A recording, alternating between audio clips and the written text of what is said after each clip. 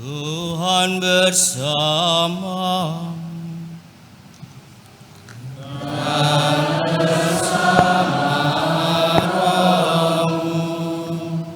Inilah Injil suci menurut Lukas.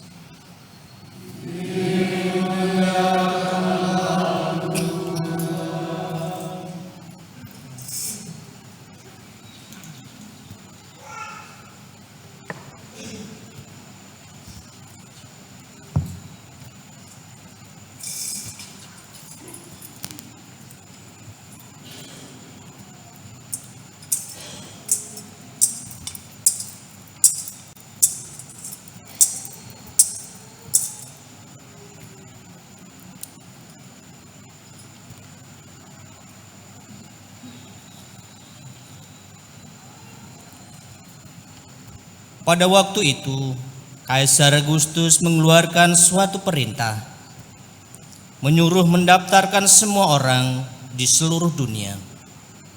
Inilah pendaftaran yang pertama kali diadakan sewaktu Quirinius menjadi gubernur di Syria. Karena itu pergilah semua orang mendaftarkan diri masing-masing di kotanya sendiri. Demikian juga Yusuf pergi dari kota Nazaret di Galilea ke Yudea, ke kota Daud yang bernama Bethlehem, karena ia berasal dari keluarga dan keturunan Daud, supaya didaftarkan bersama-sama dengan Maria tunangannya yang sedang mengandung.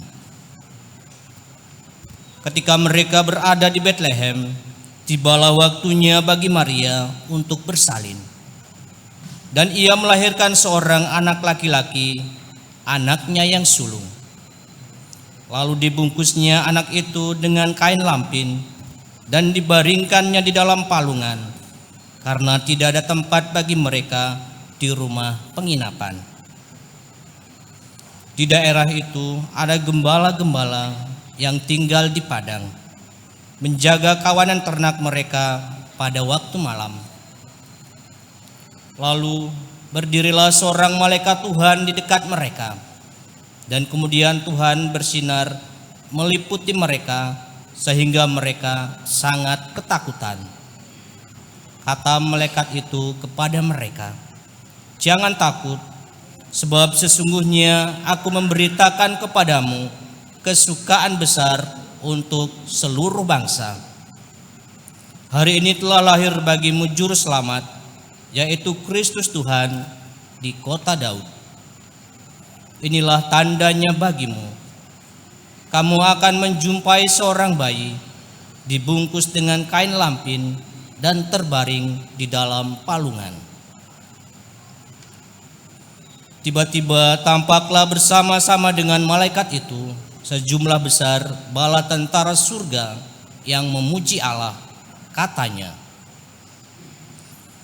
"Kemuliaan bagi Allah di tempat yang maha tinggi, dan damai sejahtera di bumi di antara manusia yang berkenan kepadanya." Demikianlah sabda Tuhan.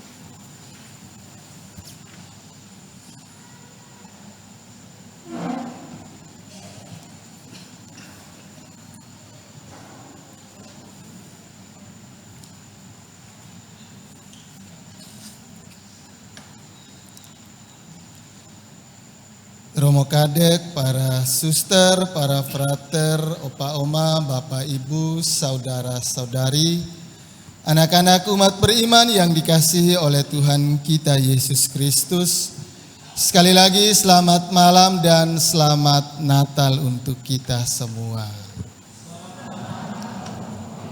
Hanya tidak semangat ya. Kurang semangat. Selamat Natal untuk semua. Apa kabar semua? Puji Tuhan. Anggota KOR apa kabar? Terima kasih banyak. Dirigennya lebih semangat. Malam hari ini kita kembali merayakan Natal. Kalau kita merenungkan peristiwa Natal itu, sejak kita lahir hingga sekarang sudah banyak tema yang diberikan kepada kita. Pada malam yang berbahagia ini saya berpedoman pada surat Rasul Paulus kepada Titus dalam bacaan kedua tadi. Kasih karunia Allah mendidik kita. Kasih karunia Allah itu mendidik kita. Mengapa demikian? Allah yang menjelma menjadi manusia dalam rahim Santa Perawan Maria yang dilahirkan di kandang Bethlehem. Lewat peristiwa ini Allah mendidik kita untuk menjadi pribadi yang rendah hati dan mampu miskin di hadapan Allah. Sebagaimana Allah miskin, menjadi miskin yang lahir di kandang Natal agar kita kaya dalam iman, harapan, dan cinta. Peristiwa kedua di mana Allah mendidik kita, dalam Injil tadi kita mendengar Yusuf dan Maria ke Bethlehem untuk mengambil bagian dalam sensus penduduk. Ternyata sampai di sana tiba saatnya bagi Maria untuk melahirkan Yesus. Lewat peristiwa ini Allah mendidik kita untuk senantiasa bersiap sedia dan berjaga-jaga. Kita tidak tahu kapan Yesus datang untuk kedua kalinya. Maka momen malam hari ini kita dididik untuk senantiasa berjaga-jaga dan bersiap-siap. Momen ketiga yang ditampilkan Allah kepada kita menjadi evaluasi bagi diri kita masing-masing. Setelah Yesus lahir, sekali lagi Allah menampakkan diri kepada para gembala lewat malaikat untuk datang menyembah Yesus. Lewat peristiwa ini kita dididik untuk mencintai dan mengasihi orang-orang kecil, orang-orang miskin dan sederhana. Peristiwa keempat yang Allah berikan kepada kita untuk menjadi evaluasi bagi diri kita masing-masing, di mana dalam bacaan pertama Nabi Yesaya menampilkan kepada kita bahwa damai sejati akan bertumbuh dan berakar di dalam kebenaran dan keadilan. Tidak akan ada damai jika tidak ada kebenaran dan keadilan. Maka lewat 4 hal ini Tuhan Allah memberikan kesempatan kepada kita dan sekaligus kita diberikan kesempatan untuk mengevaluasi diri kita masing-masing. Kita diajak untuk berani miskin. Dengan demikian Allah dan damai-Nya bisa tinggal di dalam hati dan hidup kita. Paulus dalam bacaan kedua tadi, kasih karunia Allah itu mendidik kita supaya kita berani meninggalkan segala keinginan daging atau keinginan duniawi kita. Yesus tidak bisa lahir kalau kita belum miskin secara materi, dalam arti belum miskin dari dosa, belum miskin dari keinginan duniawi, belum miskin akan kesombongan dan keangkuhan.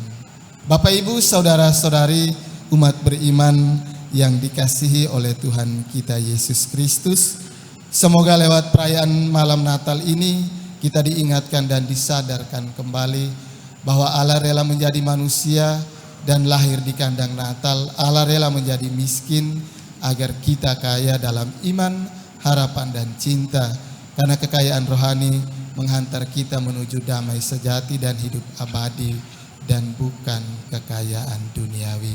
Mari kita berjuang untuk semakin memperkaya iman, harapan dan cinta kita dengan senantiasa mengamalkan damai, sukacita, kebenaran dan keadilan.